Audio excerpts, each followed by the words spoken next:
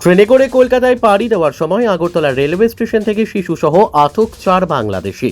বাংলাদেশের বর্তমান ভয়াবহ অশান্তকর পরিস্থিতিতে সেখান থেকে পালিয়ে অবৈধভাবে ভারত বাংলাদেশ সীমান্তের কাঁটাতার পেরিয়ে ভারতের ত্রিপুরায় প্রবেশ করতে গিয়ে ধরা পড়েছে বহু বাংলাদেশি।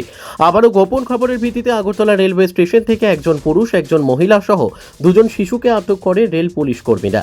তারা অবৈধ উপায়ে বাংলাদেশ থেকে ভারতে প্রবেশ করে এবং তারা আগরতলা রেলওয়ে স্টেশন থেকে ট্রেনে করে বহির্রাজ্যে পাড়ি দেওয়ার উদ্দেশ্যে ভারতে প্রবেশ করে বলে জানা গিয়েছে।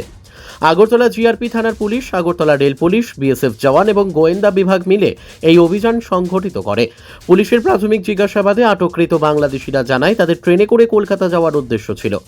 বর্তমানে আগরতলা সরকারি রেল পুলিশ কর্মীরা ধৃত বাংলাদেশিদের দফায় দফায় জিজ্ঞাসাবাদ চালিয়ে যাচ্ছে তাদের ভারতে প্রবেশ করানোর ক্ষেত্রে কাদের হাত রয়েছে।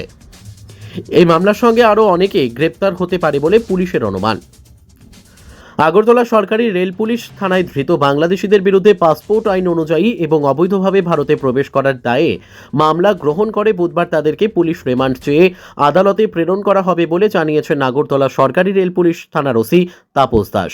আটককৃত বাংলাদেশির নাম হল তাহিদুল পোলান, বয়স 26, বাড়ি বাংলাদেশের বাগেরহাট জেলায়। রাজিফা বেগম, বয়স 19 বছর, বাড়ি বাংলাদেশের বাগেরহাট জেলায়। সঙ্গে দুজন শিশু, মোহাম্মদ ঈশা পোলান, বয়স 3 এবং মরিম পোলান, বয়স 1। ত্রিপুরা থেকে বিক্রম কর্মকারের রিপোর্ট, ক্রাইম প্রেস, বেঙ্গল নিউজ। কিভাবে বাংলাদেশিদের গ্রেপ্তার করেছেন এবং তারা কোন কোন জায়গায় যাওয়ার জন্য রাজ্যে এসেছিল এবং তাদের কাছ থেকে কি কি পাওয়া গিয়েছে?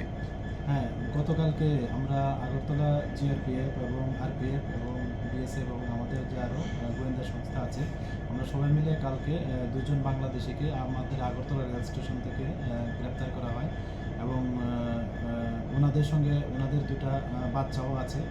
তো তারা অবৈধভাবে ভারতে প্রবেশ করে এবং জিজ্ঞাসাবাদে বলে যে তারা বেঙ্গালুরে যাবে।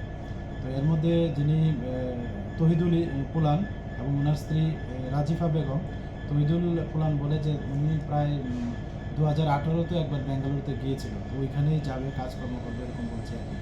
তো আমরা গতকালকে তাদের এগেনস্টে একটা মামলা নিয়েছি এবং যার মধ্যে নতুন যে আইন হয়েছে বিএনএস এবং আইপিপি অ্যাক্ট এবং ফরেনার অ্যাক্ট আছে।